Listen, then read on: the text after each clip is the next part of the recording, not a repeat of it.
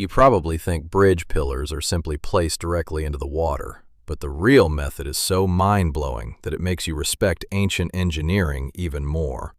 First, workers created a circular wooden wall inside the river. These wooden logs were driven so closely together that the flow of water was almost completely blocked.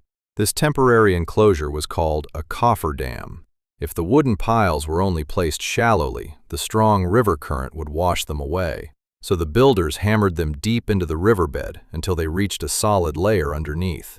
Mud and debris were cleared out, and then stones and mortar were used to create a strong foundation. Now came the real bridge construction. Massive stones were stacked one above another, with lime mortar filling the gaps, so the entire pillar became as strong as a giant rock. After that, the temporary enclosure was removed. During high tide, huge stone beams were transported by boats. When the water level dropped, those beams were carefully fitted onto the pillars. This technique was known as the floating beam method. A stone roadway was then built on top, railings were added on both sides for safety, and finally, a long roofed structure was constructed to protect travelers from rain and sunlight. And just like that, a magnificent covered bridge was born. But the problem still wasn't over. Too many pillars in the river began blocking the movement of boats. So the builders unlocked the next level of engineering.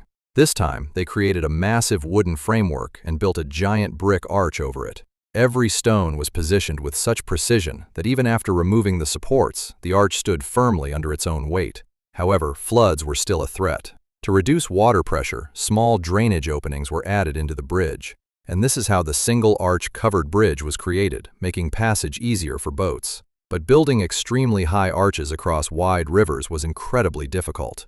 If the arch was too high, people struggled to climb it. If it was too low, the bridge became weak. Then came the smartest idea of all, combining both pillars and arches together in one design.